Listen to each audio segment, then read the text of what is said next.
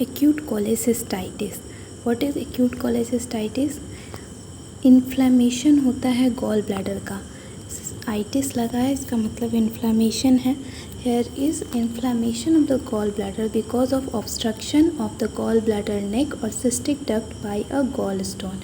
क्या होता है कि जो गॉल ब्लैडर का नेक है या फिर सिस्टिक डक्ट है, गॉल स्टोन प्रेजेंट है गॉल ब्लैडर में, तो कोई ज़्यादा सिम्टम्स नहीं देते हैं. लेकिन वो अगर जाके गॉल ब्लैडर के नेक में या फिर सिस्टिक डक्ट में जाके स्टक हो जाए तो उसकी वजह से इन्फ्लेमेशन हो जाता है गॉल ब्लैडर में.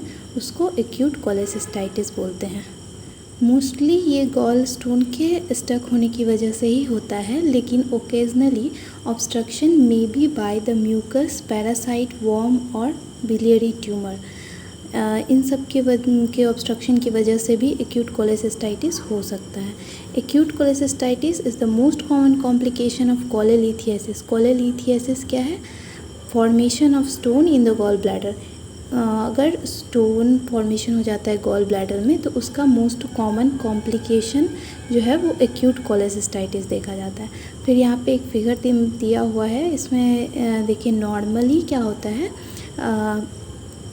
लीवर में बाइल का फॉर्मेशन होता है, वो स्टोर होता है गॉल ब्लैडर में. देन जब ज़रूरत होता है देन वो डोडेनम में सिक्रीट हो जाता है जब ज़रूरत होता है. लेकिन एक्यूट कोलेसिस्टाइटिस में क्या होता है कि वो जो गॉल स्टोन है वो स्टक हो गया है, देन इन्फ्लेमेशन हो जा रहा है गॉल ब्लैडर में, और इधर जो हेपेटिक डक्ट से जो बाइल आ रहा था वो स्टोर नहीं हो पाएगा गॉल ब्लैडर में.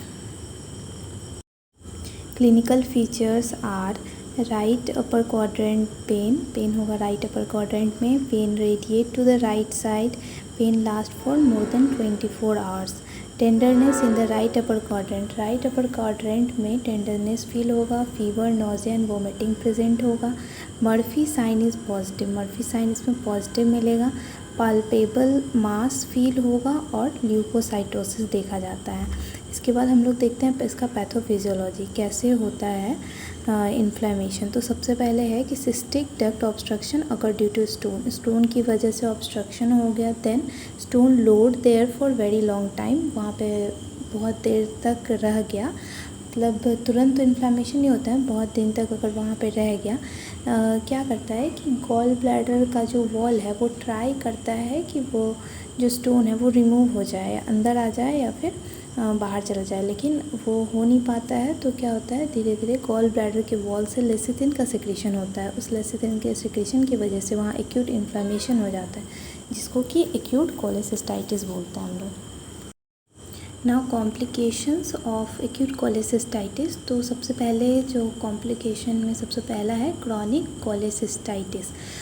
एक्यूट कोलेसिस्टाइटिस अगर बहुत दिन तक रह गया तो क्या होता है कि वहाँ इन्फ्लेमेशन होता है, फिर वहाँ पे हीलिंग होगा तो बार बार होने की वजह से वहाँ पे फाइब्रोसिस हो जाता है. तो यहाँ पे एक दिखा हुआ है कि गॉल ब्लैडर कार्सिनोइड फॉर्मेशन हो जाता है, जिसको कि क्रॉनिक कोलेसिस्टाइटिस बोलते हैं. देन म्यूकोसील हो सकता है, इम्पायमा हो सकता है, दैट इज़ पस फॉर्मेशन हो सकता है. ये क्यों होगा? बैक्टीरियल इन्फेक्शन के कारण वहाँ पे बैक्टीरियल इन्फेक्शन हो जाएगा और वहाँ पे इम्पायमा का फॉर्मेशन हो जाएगा. देन मिरीजी सिंड्रोम एक होता है. ये मिरीजी सिंड्रोम कब होता है? जब जो ऑब्स्ट्रक्शन हुआ है सिस्टिक डक्ट में, वो अगर उस ऑब्स्ट्रक्शन की वजह से जो हेपेटिक डक्ट है उसमें इम्पैक्ट पड़ रहा है, यानी कि जो हेपेटिक डक्ट वो ऑब्स्ट्रक्ट हो गया, तो अब जो बाइल आ रहा था वो हेपेटिक डक्ट से नीचे नहीं आ पाएगा, तो वो बाइल बैकफ्लो हो जाएगा लीवर को, और उसकी वजह से ऑब्स्ट्रक्टिव जॉन्डिस होता है. इसी को बोलते हैं मेरीजी सिंड्रोम. तो यहाँ पे क्या है, when gall stone in cystic duct impact hepatic duct cause obstruction in the hepatic duct and backflow of bile into liver and cause obstructive jaundice.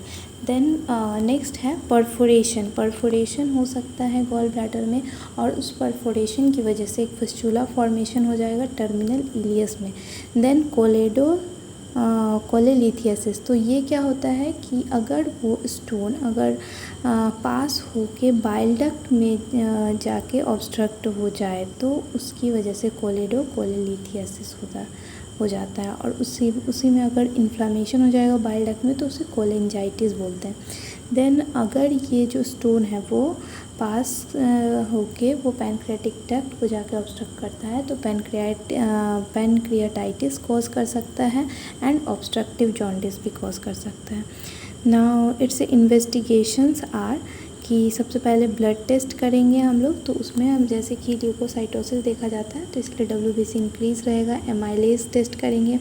Then ultrasonography इसका एक अच्छा टेस्ट है, अल्ट्रासोनोग्राफी करेंगे। देन एक्सरे करेंगे। X-ray is not recommended, ज़्यादा अच्छा USG है या ब्लड टेस्ट है। Then LFT is important. Differential diagnosis of acute cholecystitis is कि मतलब जो पेन होता है राइट अपर क्वाड्रेंट में, तो वो तो बहुत सारे केस में हो सकता है, जैसे कि बिलियरी कोलिक हो उस केस में, कोलेंजाइटिस है उस केस में भी हमें वो पेन देखने को मिलेगा। तो हम कैसे देखेंगे कि वो डिफ्रेंशिएट कैसे करेंगे कि ये एक्यूट कोलेसिस्टाइटिस ही है। तो उसके साथ हम लोग देखेंगे कि फीवर और WBC का काउंट जो ल्यूकोसाइटोसिस है वो है कि नहीं। अगर प्रेजेंट है देन वो कोलेंजाइटिस हो सकता है या फिर एक्यूट कोलेसिस्टाइटिस हो सकता है। बिलियरी कोलिक के केस में नहीं होता। बिलियरी कोलिक होता क्या है कि जो बाइल मतलब जो गॉल ब्लैडर है उसमें स्टोन प्रेजेंट है और वो ऑब्स्ट्रक्ट कर रहा है, लेकिन वो मतलब ऑब्स्ट्रक्ट करता है फिर आ जाता है गॉल ब्लैडर में। तो इस केस में बिलियरी कोलिक होता है लेकिन फीवर वगैरह नहीं होता है। देन नेक्स्ट देखेंगे कि जॉन्डिस है कि नहीं। तो अगर जॉन्डिस भी प्रेजेंट है इन दोनों सिम्टम के साथ उसे कोलेंजाइटिस बोलेंगे तब, और अगर जॉन्डिस नहीं प्रेजेंट है then that is acute cholecystitis. तो ये एक टेबल के थ्रू हम लोग डिफ्रेंशिएट कर सकते हैं बिलियरी कोलिक, एक्यूट कोलेसिस्टाइटिस और कोलेंजाइटिस। और कोलेंजाइटिस जो है इसका ये जो तीनों सिम्टम अगर प्रेजेंट होता है उसे चारकोट सिंड्रोम भी बोलते हैं। मैनेजमेंट इज़ बेस्ड ऑन कि वो सिम्टम्स क्या दे रहा है और केस कैसा है। अगर नॉर्मल है तो उन्हें बेड रेस्ट देंगे, पेन रिलीफ के लिए मेडिसिन देंगे, एंटीबायोटिक्स देंगे, इंट्रावेनस फ्लूइड देंगे अकॉर्डिंग टू द केस। अगर पेन बहुत ज़्यादा है तो NSAIDs या एंड ओपिएट्स भी दे सकते हैं, और सीवियर केस में अगर अर्जेंट केस है तो वहाँ पे हम लोग सर्जरी करते हैं।